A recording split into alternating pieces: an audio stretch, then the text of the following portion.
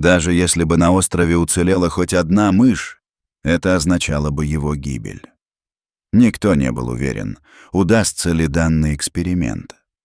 Это была новейшая и очень рискованная задача, которая толкала фермеров за грань выносливости. Миллионы мышей распространялись повсюду, бесконтрольно уничтожая ценные корма для скота. В 2016 году Новая Зеландия начала масштабную и беспрецедентную операцию. На отдаленном, омываемом штормами острове, в субантарктических водах, сбросили 65 тонн яда. Главой миссии было уничтожение вредителей, незаметных на первый взгляд, мышей, не больше вашего большого пальца. Цель заключалась в полном истреблении всех мышей на Антиподских островах, прежде чем они уничтожат некоторые из самых редких и уникальных видов птиц и насекомых на планете. У команды был один шанс, одно зимнее окно. Спасти остров, судьба которого висела на волоске. На момент начала операции один фермер заявлял: «Порядка 2 миллионов мышей, по моим оценкам, обитают у меня на участке». Это поражало воображение. 2 миллиона мышей на таком маленьком острове. Когда ученые вернулись спустя год, они обнаружили нечто гораздо более страшное, чем ожидали. Мыши — крошечные убийцы. Они охотились стаями, лазая по отвесным скалам под покровом ночи. Некоторые нападали на птиц, размеры которых превышали их в 300 раз, пожирая живых птенцов прямо в гнездах. Все это творили мыши размером не больше большого пальца.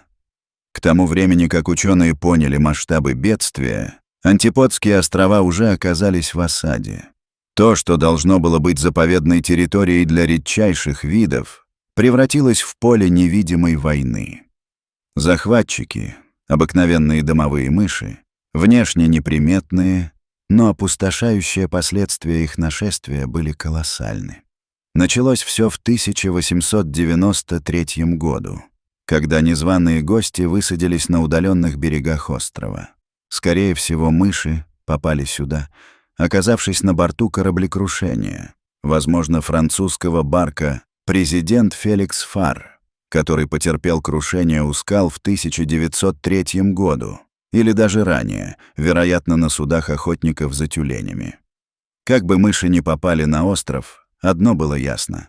Они нашли идеальный рай без естественных врагов и с неисчерпаемым запасом пищи. Они стремительно размножались и благополучно прижились. Поскольку конкуренции не было, а еда в изобилии, популяция мышей взорвалась, достигнув 200 тысяч особей на 5000 ветреных акрах острова. Ранее остров был домом для уникальных и древних видов, некоторые из которых не изменились миллионы лет. Теперь же они исчезали за считанные сезоны. Паракейты, пипеты, кулики, целые популяции насекомых — все это было на грани исчезновения. Исследователи боялись повторения трагедии с островом Гот, где мыши были сняты на видео, когда они координированно атаковали и убивали морских птиц. Антиподские острова, где гнездилось 21 вид морских птиц, включая критически исчезающих альбатросов, находились на пороге катастрофы. Ученые понимали, что времени остается мало. К 2014 году специалисты по охране природы Новой Зеландии оказались перед сложнейшим выбором. Антиподские острова медленно умирали под натиском 200 тысяч мышей. Каждый день промедления означал все больше вымерших видов, разрушение пищевых цепочек и все меньшие шансы на восстановление. Решение казалось простым — уничтожить всех мышей. Однако в одной из самых удаленных и суровых природных зон Земли это задание стало невероятно сложным. Проект стоимостью $680, прозванный «миллион-долларовая мышь», требовал точности, которой еще не было в практике природоохранных мероприятий.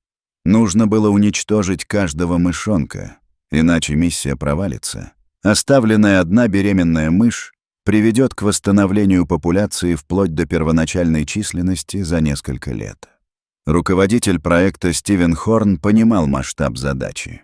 Остров изолирован и труднодоступен. Нет гаваней и безопасных причалов. А погодные окна подходили только на несколько часов. Побережье — отвесные скалы, постоянно бьющиеся о штормовые волны. За 2 года команда готовилась к операции.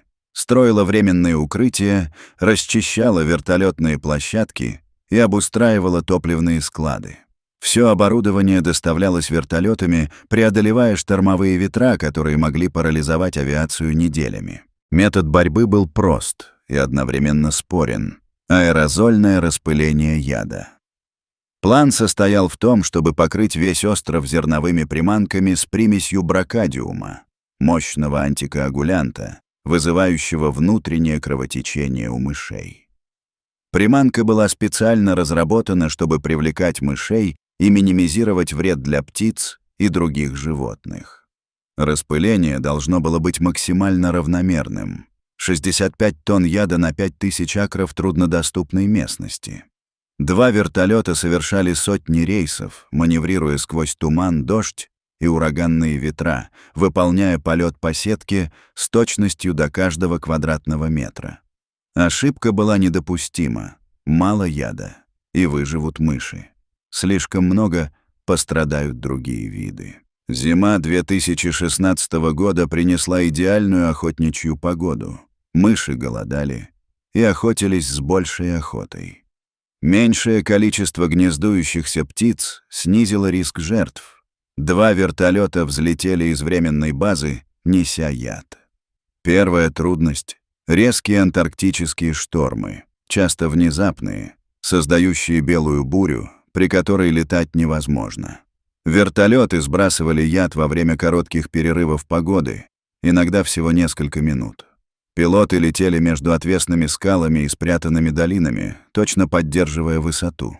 Крайне высокая высота привела бы к рассеиванию приманки, низкая угрожала столкновением с обрывами. Яд был тонко сбалансирован. Каждая гранула содержала достаточное количество активного вещества, чтобы убить мышь, но быстро разлагалась в природе. Земная команда из 13 человек спала в спартанских условиях, без отопления, питалась армейскими пайками, работала при температурах ниже 0. Им предстояло наблюдать за станциями с приманкой, искать выживших и собирать данные 75 дней подряд. Первые сбросы прошли гладко, но затем шторм вынудил вертолеты простаивать несколько дней, сорвав график. Каждая задержка повышала риск, что мыши научатся избегать яда, а пропуски дадут им бесповоротные зоны для размножения. Когда ветер утих, пилоты штурмовали режимы до предела, сражаясь за выполнение задания до следующего шторма. Команда сообщала, что мыши охотно брали приманку, но никто не мог гарантировать, что уничтожены все особи. Вторая волна сбросов началась 29 июня. Снова пришел туман, и пилоты летали почти вслепую, ориентируясь по приборам. К 13 июля 65 тонн яда были равномерно распределены по острову. После сброса наступила необычная тишина. Остров словно умер. Команда приступила к самому тяжелому этапу — поискам выживших. Они переворачивали камни, изучали трещины и щели по всей длине острова, охватывая 5000 акров суровой природы. Яд не действовал мгновенно. Могло пройти до 2 недель, прежде чем мыши погибнут.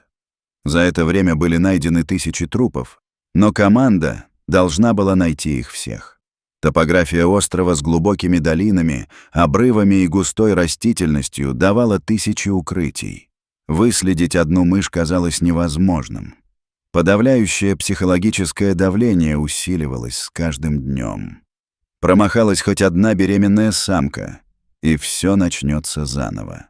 Использовались все методы: станции с новой приманкой, проверка следов, пиление растений, следов на листьях, специальных карт, оставляющих отпечатки лап.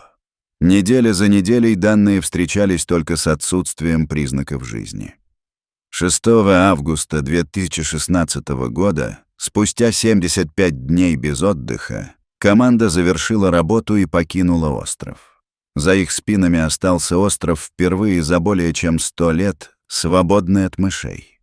Но наиглавнейший этап только начинался. Долгосрочный мониторинг, чтобы убедиться, что популяция действительно исчезла, а возвращение к жизни станет реальностью. В течение 18 месяцев остров оставался безобозримым для людей. Специалисты сознательно отложили повторные обследования, чтобы дать выжившим мышам шанс проявиться в численности. Если бы хоть одна мышь выжила, к концу 2017 года должны были появиться явные признаки их активности. Но если миссия удалась, не появилось бы ничего. Ни следов, ни помета, ни звука.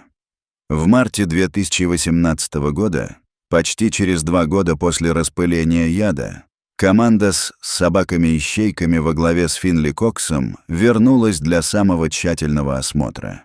3 натренированные собаки приютились к природе острова, обученные чувствовать запах живых мышей с огромного расстояния. Собаки исследовали все участки, от побережья до высоких вершин, прощупывая каждую возможную нору. Дни за днями они не выявляли даже малейший след мышей. Однако, вместо пустоты, команда обнаружила нечто удивительное. Естественная экосистема начала восстанавливаться с невероятной скоростью. Личинки насекомых, ранее почти истребленные, вновь появились. Растения восстанавливались после деградации. Птицы, уникальные для острова, демонстрировали резкий рост численности. Паракеиты размножались в традиционно недоступных местах. Их численность выросла в 4 раза. Пипеты, самые южные певчие птицы мира, удвоили популяцию всего за 2 года. Без соперничества и угрозы со стороны мышей их гнезда становились более крупными. Наконец, 20 марта 2018 года министр охраны природы Новой Зеландии официально объявил об успехе. Антиподские острова были признаны свободными от мышей. Консервационные организации восхищались проектом. Он стал одним из самых успешных примеров восстановления экосистем в сложнейших условиях. Но, на удивление ученых, это было только начало удивительного возрождения природы, впечатляющего даже самых опытных экологов. Исследования, проведенные после очистки острова, раскрыли шокирующую правду. Мыши не только уничтожали насекомых и конкурировали с птицами, но и коренным образом меняли весь экологический ландшафт острова. ДНК-анализ проб почвы выявил, что мыши довели до исчезновения не 3 известных, а десятки других видов, оставив лишь генетические следы в грунте. Их норы разрушали почву, изменяя эрозионные процессы, водный баланс и структуру почв. Более того, разрушение растительности мышами тормозило естественные циклы возгорания. Скопление мертвого сухого материала создавало угрозу катастрофических пожаров, которые могли уничтожить всю оставшуюся жизнь. Генетический анализ показал, что мыши на острове эволюционировали в сторону хищности, имея более крупные зубы и мощные челюсти, чем их материковые сородичи. Устранение мышиного нашествия позволило восстановить сложные экосистемные взаимосвязи. Восстановились цепи опыления, расселение семян, увеличилась биологическая устойчивость. Ученые пришли к выводу: экосистема острова была на грани полного коллапса, и своевременное вмешательство спасло ее от необратимого разрушения. История Антиподских островов стала символом не только утрат, но и невероятной способности природы к восстановлению, если ей дадут шанс бороться. Сегодня экосистема острова продолжает восстанавливаться, а возвращение множества видов насекомых, растений и птиц вдохновляет экологов мира. Этот проект доказал, что даже самые запущенные и разрушенные экосистемы можно вернуть к жизни путем полномасштабного уничтожения инвазивных видов. Как вы считаете, стоил ли риск полного истребления всех мышей на острове поставленных целей? Поделитесь своими мыслями в комментариях и не забудьте поставить лайк, если эта история вас впечатлила.